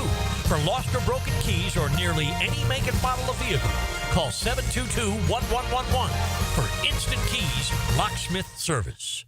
1010XL is presented by Farah and Farah, exclusive injury law firm of the Jacksonville Jaguars. Protecting you and your family. Call 396-5555. Jacksonville. In the stars tonight, so watch me bring the fire, set the night light.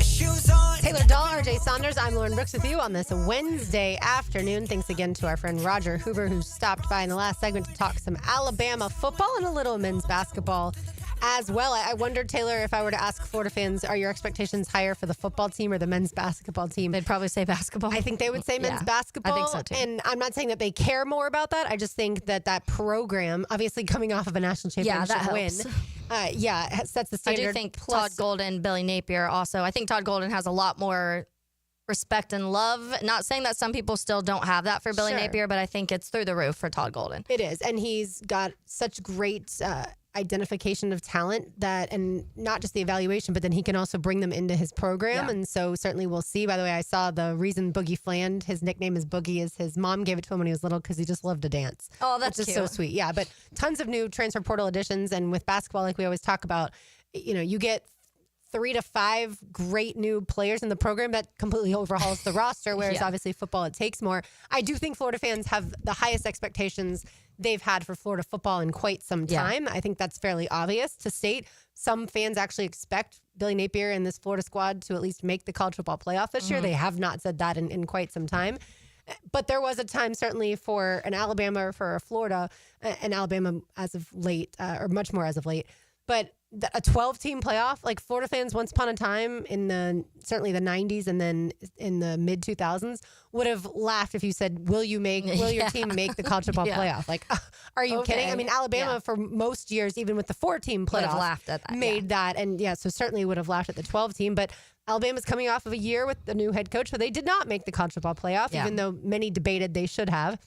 Florida wasn't quite there, but certainly the tides have turned, pun intended for the Crimson Tide. But certainly there are way more expectations for this Florida roster and this football team. And we'll talk to Zach Albaverdi next week and chat some Florida football as we like to do, go around the college football landscape. Yeah, I think for Florida, a lot of the concerns, there were different concerns through the last few years, and each one it felt like they've addressed now, which is it was special teams.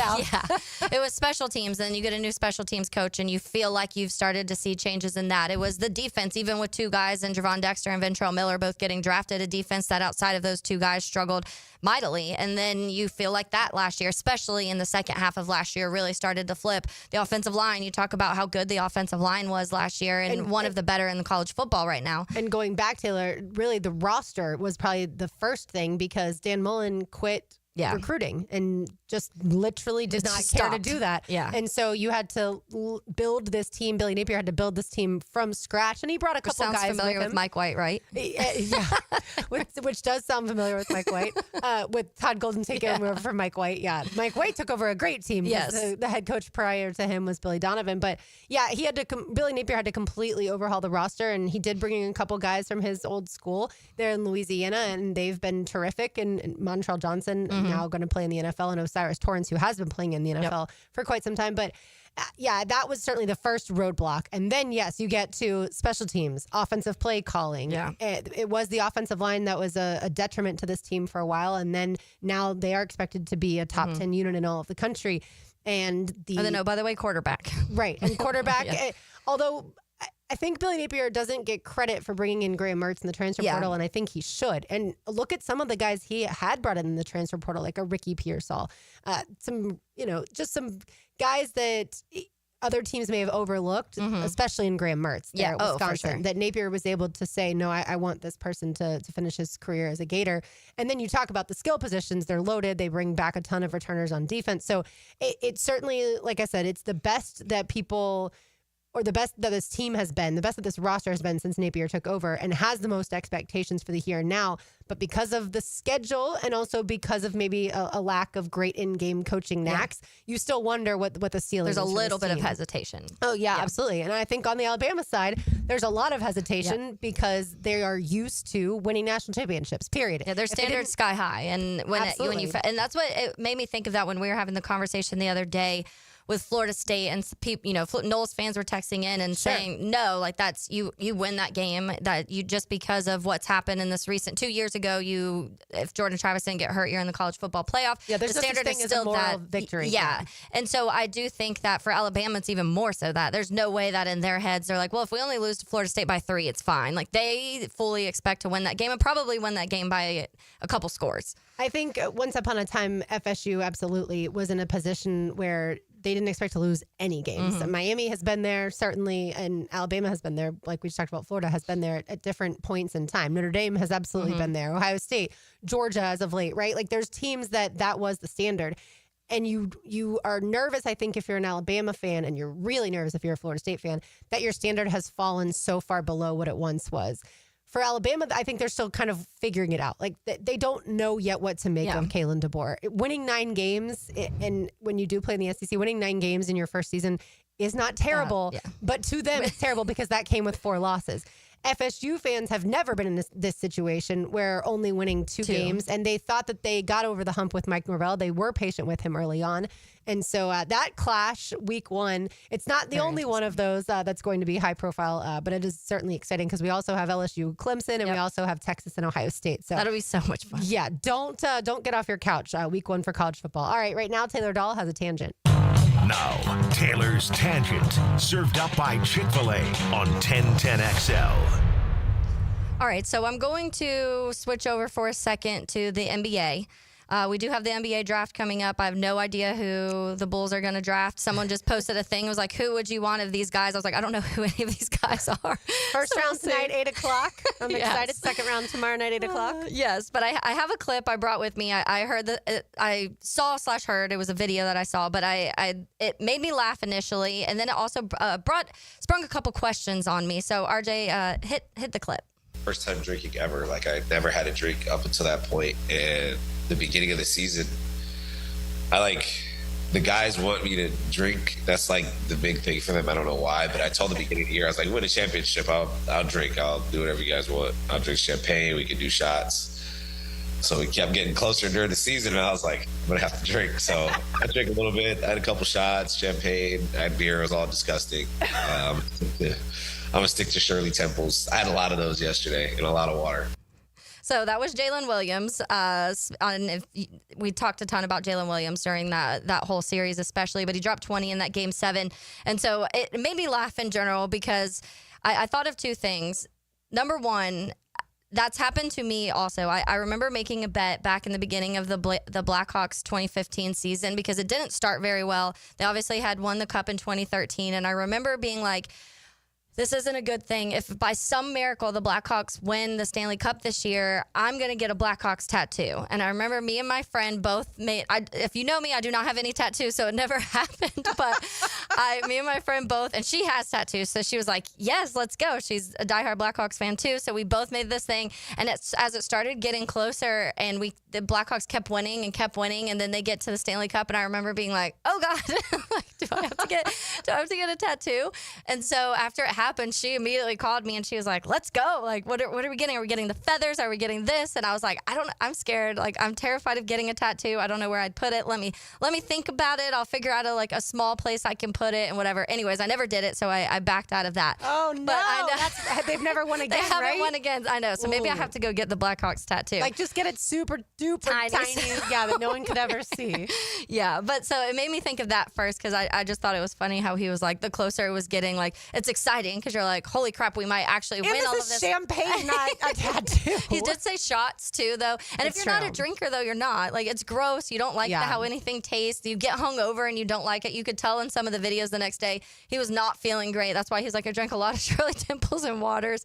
But anyways, it just made me laugh. But part of that too, it also made me think about, and RJ, I wanted to ask you, when it comes to this OKC and Pacers series, do you think that in, let's say, 5 years, are we going to be talking about SGA and Jalen Williams and the OKC team, who was probably the best team throughout the year, winning it all? Are we going to be talking about the Pacers run and Halliburton's, some of these Halliburton comebacks and the injury and what if the injury didn't happen?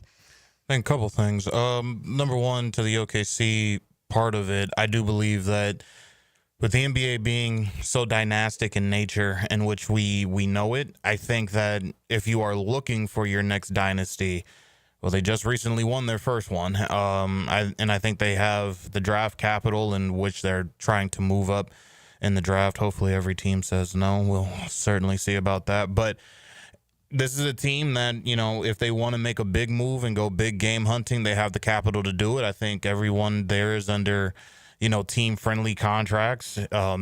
it seems like everyone there does like and appreciate each other for the most part. I wonder if after said championship, if guys do start saying, we want extensions, we want X amount of dollars and everything like that. But Sam Presti's been able to get superstars, trade them off, rebuild, find stars, and now finally complete his task in winning an NBA championship as the GM of Oklahoma City Thunder.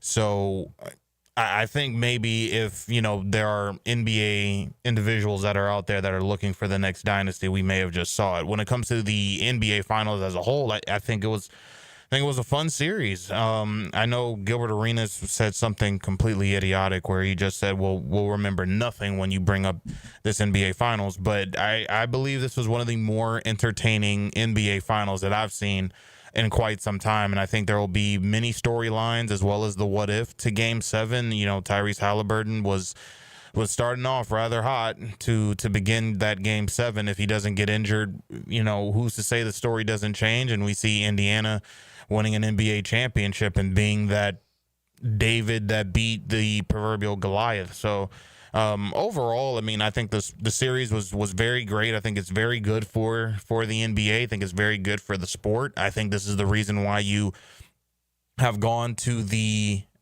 apron style of the NBA, so that you could have small market teams like this have the success in which we've seen from the LAs, the New Yorks, the Bostons, the Phillies.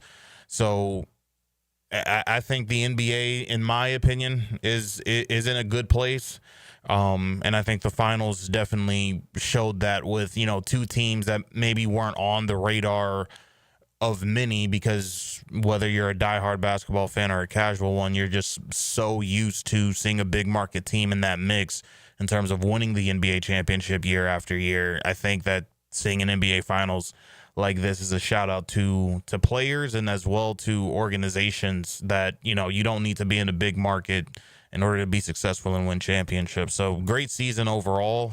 Can't wait for it to start again, in my opinion. By the way, the NBA draft is wild. The Brooklyn Nets have 5 first-round picks. I was like, somebody texted me, was like, the NBA isn't real.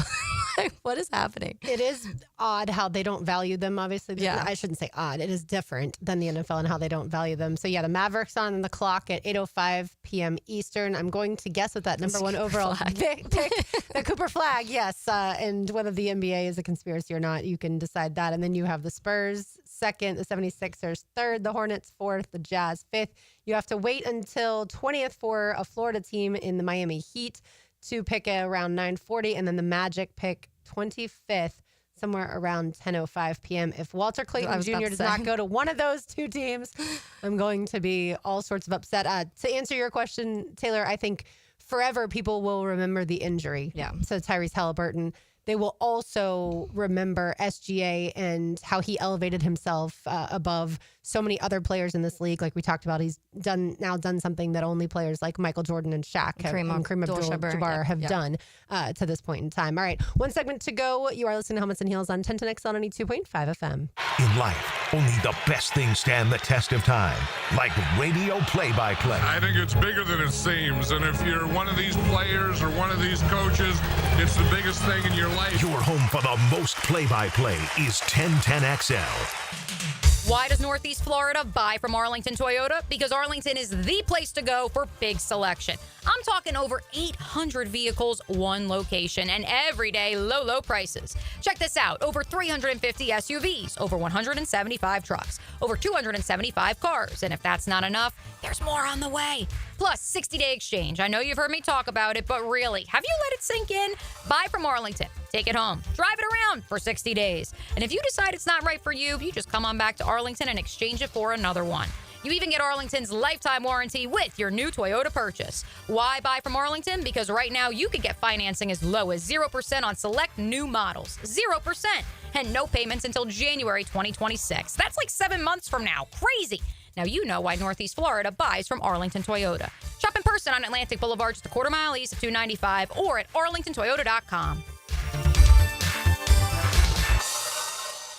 Hello, I'm Joe Cordell, founder of Cordell & Cordell. Divorce is complicated, especially when your small business or professional practice is involved. At Cordell & Cordell, we understand that these assets raise unique valuation and allocation issues. For 35 years, we've helped doctors, lawyers, and small business owners navigate divorce with confidence. Call us at Cordell & Cordell. Let me tell you, I understand on a personal level, your business is much more than a job. It's your legacy. Jacksonville, Florida. Joseph Cordell, licensed in Missouri and Illinois. CordellCordell.com. Hey, Jacksonville, I'm sure by now you've seen our bright green GFL trucks and containers throughout the greater Jacksonville area. We are an industry leader in solid waste and would love the opportunity to earn your business. We are committed to customer service, reliability, and have unwavering focus on safety. Whether commercial or construction, let us haul your waste away. Call 904-760-5880 to get a quote today. GFL, green for life. With Lee and Kate's Glass, you're gonna see a big difference. For 100 years, service you can trust. Lee and Kate's Glass, depend on us. Glass solutions to meet your needs. Reliable quality guaranteed. Complete customer satisfaction. With Lee and Kate's Glass, you're gonna see a big difference. It's Helmets and Heels, Kingfish Pest Control Wednesday. I'm Brendan with Checkmate Coatings. We coat it all: garages, pool decks, driveways, and patios. Be the envy of your neighbors. Checkmate Coatings, your floor's missing piece. Your home is more than walls and a roof. It's where you breathe, drink, and power through life. At Donovan Air Electric and Plumbing, we're here to keep it all running smoothly. From clean, cool air to clean water, reliable power to expert plumbing, we do it all. For over 35 years, families have trusted Donovan to make their homes healthier, safer, and more comfortable. Call Donovan Air Electric and Plumbing today. 904-270-COOL, where health meets home. Do your summer plans include travel? Make sure your prep includes more than just flights and hotels. Stay up to date with COVID-19 vaccination, especially if you're 65 or older or have certain health conditions. There have been surges in COVID-19 in the summer, too. It's important to help protect yourself no matter your destination. So check eligibility and schedule in minutes at vaxassist.com. That's VAXassist.com. Brought to you by Pfizer. Join me, Max Fink, as I keep a close eye on everything that happens in Gator Nation. The Gator Report, polished up by San Jose Collision on the home of the Florida Gators, 1010XL. Go, Gator! Have you been diagnosed with moderate to severe opioid use disorder? You may qualify for a new clinical research study. Dr. Ferdinand Formoso is now enrolling participants to evaluate the effectiveness of a non-opioid medication treatment option for OUD. Qualified participants will receive study-related care at no cost and may be eligible for reimbursement of travel and accommodations. To qualify, applicants must be 18 to 65 years old, have been diagnosed with moderate to severe opioid use disorder, and have not been on medication to treat opioid use in the last 3 months. The study lasts up to 22 weeks, with weekly visits during treatment. If you're ready to explore a new path forward, visit OUDstudy.com for more details and qualifications. Take the first steps and visit OUDstudy.com. That's OUDstudy.com. OUDstudy.com. Are you embarrassed by your ugly, cracked concrete driveway? Stop by Stone Core on Phillips Highway for all your outdoor living needs. Let them show you how a durable paver driveway can enhance your home. Visit stonecore.co. We do outdoors better. Hey, Hicken here, or just call me Dreamfinders Danny. For a limited time to ring in the new year, Dreamfinders Homes is offering an amazing 4.99% fixed interest rate. Now's your chance to lock down that rate and get in the game. You heard me right. It's 4.99 fixed interest rate on select move-in ready homes. Visit dreamfindershomes.com for sales event information and get in the game. Interest rate available on select move-in ready homes. Restrictions and limitations apply. Go to dreamfindershomes.com for more details. 1010XL is presented by Farah & Farah, exclusive injury law firm of the Jacksonville Jaguars. Protecting you and your family. Call 396-5555. Jacksonville. Now, the Cool Down with Donovan Air Electric and Plumbing, keeping Jack's cool since 1987. All right, so we have, it's a special day, Lauren. It's a very special day here. 21 years in the making. Here at 1010XL, we have our great friend, Jacob Simons, is turning 21 today. Woo. Happy 21st birthday. We also have intern Brady, who is also turning 21 today. Both of their 21st birthdays are today. But a lot of boozing. Yeah. And so happy birthday to both of you. Both of them are obviously fantastic. Jacob's been with us for quite a bit. Some of you may know him as Yoda. That was the Drills kind of nickname they came up for him for when he was kind of interning for that show, and then now he is an employee here. But it did make me think. I was like, man, I turned 21 this year. Will be 14 years ago. I turned 21 years ago. I will say, kind of the clip of Jalen Williams that you played, which, by the way, the Thunder have 2 Jalen Williams, so go watch the video if you're not sure which Jalen Williams one they're talking about. And they're both forwards. But when I turned 21, I remember, we went to the Ritz out at the beach, and people would buy you shots, and I was like, I don't want to take more than like 2 shots like that. And that really is kind of a max. Yeah. Because you're not going to, but the problem is like you take 2 and then the night becomes a little blurry at times. And then the next day, I remember, I'll never forget, we were going down to the Keys, and was this your 21st you're talking about? Yes. So 21st night, like at midnight, turned 21. And then we drove down to the Keys the next day, my family and I just did not struggling. Feel good. And I was like, this isn't fun. Like, I don't really think that this is like an enjoyable experience, as a matter of fact. But yeah, so that's my advice to the gentleman: is max 2 shots. Don't take more than push it. Yeah, my 21st birthday. So I went out the night before, so that at midnight, because the place we went was 18 and up, so I could still get in. And then at midnight, it would be like, oh, happy birthday, take a shot, whatever. But because of that, I was like, well, let's pregame a little bit, because I'm not going to be able to drink until midnight, and that's illegal. So anyways, we were. It's been more than 7 years. Yes. So we pre-gamed, and then we get there, and then because I'm not telling you where I was at, because they also did illegal things. Because when I got there, they were like, we already know that in 2 hours you're going to be 21, so you can go ahead, like, here, take shots, whatever.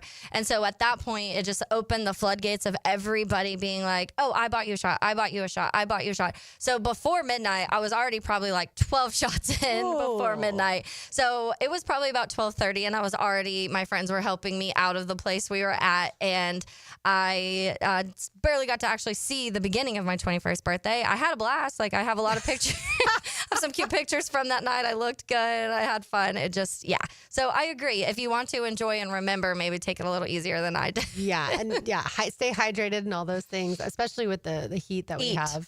Yeah, that's my biggest problem. Is I'm bad about like eat. If I'm like too excited to go out, then I'll be like, I'm fine. I don't have like one chicken nugget. And then it's I feel like guys are better at that. Yeah, that's true. Than women. But yeah, I think the Ritz had something called a birthday shot, and so they take like multiple different liquors. Like, also bad idea. Yeah. And don't mix. Don't mix like Jalen Williams did with the Thunder either, with champagne and beer and shots. Like, stick with one thing. Yeah. As you know, liquor before beer, you're in the clear. Beer before liquor, never been sicker. Yeah. So I remember learning that in the great days that I spent in Gainesville, FLA. All right. Your freshman 15 days. Oh, my freshman more than 15. It was not pretty. And then I did not have a sip of alcohol for 2 years after that. Really? Yes, to try and not just lose weight, but just feel a lot better. Yeah. But then my senior year, I went back on that. All right. We just talked some college football. I told you how good week 1 is. We've got Texas at Ohio State, Alabama at Florida State, and LSU at Clemson. Phenomenal slate. I've got some other weeks that you cannot leave your couch. Okay, Taylor Doll? Okay. Week 3, Florida at LSU, Georgia at Tennessee, Clemson at Georgia Tech, and your game, Texas A&M at Notre Dame. Let's go. I mean, what are the times of those? I don't have them in front of me. Okay. I can look real quick and tell you, but I feel like hopefully they're spread out a little bit, because I like to. Normally, with the way that we have the networks and everything, I feel like they do a pretty good job of that. But yeah, I'll look here in just a second. But Florida at LSU alone, like, that game has always an intense rivalry about it because of the shoe game once upon a time. Oh yeah, it was fog and shoe game. I'll never forget that, because I remember being in St. Augustine watching that game at one of the bars in St. Augustine, and it was so foggy there. and then you look up at the screen and you could barely see certain play. Like, honestly, 5 yards down the field, you could barely see what was happening. And then, Marco Wilson, that's who it was that tossed that shoe. Yes, you are correct. All right, so I told you it was Georgia at Tennessee. That one's going to be at 3:30. And Florida at LSU is at 7:30. I knew that was a night game because of the way that Baton Rouge is. And then I also told you Texas A&M, Notre Dame. That one must be earlier. I'll find it. That'd in a be second. perfect if it is. Texas A&M at Notre Dame. Nope, that one's a night game. So you got to have at least got the two TVs for that night. You definitely have to have 2 TVs for sure. And what did I tell you the other one was? It was Clemson at Georgia Tech, and that one. Momentarily, I'll tell you that one is at noon. Oh. Okay, so a little bit spread out. Yeah, the only two at the same time. That's perfect. That is correct. Do not ask me for game times anymore. No, I'm just kidding. A lot of them later on are not going to be. They're TBDs a lot. Yeah, to be determined. All right. Week 7, we have Georgia at Auburn, South Carolina at LSU, Oklahoma at Texas. So that's the Deep South's oldest rivalry with Georgia at Auburn, and then Oklahoma at Texas, the Red River rivalry. Those are both on the same day, and then you have Florida at Texas A&M. And then Ohio State at Illinois. People think Illinois is like a sneaky, potentially top 15 team in college football, which is interesting.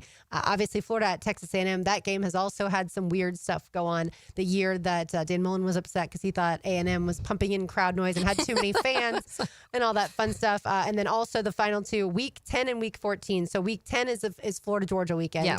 You also have Oklahoma at Tennessee. So that game's intriguing because that's Josh Heupel's alma mater and then playing the school where he now coaches. You have Penn State at Ohio State. Buckle up for that one. And then Arizona State at Iowa State. That's the 2 teams that were in the Big 12 championship a season ago. So that's another good one. And then finally, the last one, Week 14. So, of course, this is rivalry weekend, the best weekend in all of college football. Texas A&M at Texas. That one's on Friday. So that's at least fun because it's a standalone game. Oh, yeah. Alabama at Auburn. So the Iron Bowl will be at some point on that Saturday. And then Clemson at South Carolina, Ohio State at Michigan. You, of course, have all the other rivalry games, too, like a Florida State as well. But those are the best weekends in college football. Yeah, that's fantastic. Those are definitely the days, and I know you do it every single Saturday. You sit there and watch 12 hours of football every Saturday. But those are the days that even if you aren't that person who does that, those are the days you want to do that. For sure. All right, before we get out of here and say hello to Leon, we've got lunch to give away. We do. We have lunch to Chick-fil-A. If you'd like a free lunch, give us a call at 641-1010. Let's say caller number 4. I like it. Yesterday, we welcomed Matt in right after the Pest of the Day. Much better for Leon. He gets to come in right after free lunch is given away. Let's do it. Now, the 2-minute drill. Serviced by Cool Cats Heating and Cooling. Locally owned and operated. We're your neighbors. CoolCatsJacks.com. The coolest cats in town. Well, Leon, at 1:46 p.m., the Jaguars announced that they signed running back Bashal Tutin. Honestly, I didn't realize that he wasn't signed to this point because we really only talk about those first-rounders who haven't signed. But it's always exciting. I heard you talking about it yesterday. Always exciting to sign that rookie contract. Oh, absolutely. It doesn't matter what round you go in. I mean, 1 through 7, you're considered the 1%ers. You know, you're an elite player. No matter if you're the first placer or the Mr. Irrelevant. You think about all the other kids out there sitting at home, you're going to a football team. So, yeah, you should celebrate any round you're going. For sure. Who do you think has the most carries this season of the Jaguars running backs? Etienne, Bigsby, Tutin, Kent Allen? Well, yeah, I would hope it'd be ATN because this is contract year. I mean, this is American Idol for him. He's auditioning. He really is. I mean, because whether it be the Jaguars. If not for here, somewhere. Yeah. So, I mean, if I'm him, I want to tote the pill. I definitely want to tote the pill. But he's got to stay away from injuries, of course. But he's got competition. He's got guys behind us going to push him. So I think that's going to be his motivation. Have you heard tote the pill before? I have not. I like it, though. I like it. Well, I didn't coin that phrase. It's like trademark it now. Yeah, exactly. But do you picture them doing maybe a type of balanced running back room, like a running back by committee type thing that people they word it that way because we know Etienne as a perimeter guy and kind of can get on the outside. We know Tank's more of the guy that can run people over and force some of those missed tackles. Do you think it'll look like that, or do you think they'll more so heavily lean on a guy? I think that all 3 guys are going to be effective. I think the days of one backs just taking 30 carries is over. I think they're going to spread the wealth. They're going to evenly spread the wealth. Like they say, they run the ball 30 times. ATM might get 15, Take might get 8, and Tootin might be, you might get 7. So I think that's going to factor in. Yeah. We shall see what's coming up. Well, we got we're gonna talk Jags. We're gonna talk NBA draft. We're gonna do our Weird Wednesday. Oh yes. So we got a lot of fun-filled day. Let's get weird. Let's get weird. I did have a very weird dream last night, and I was immediately thinking about the technology you were telling us about. Yeah.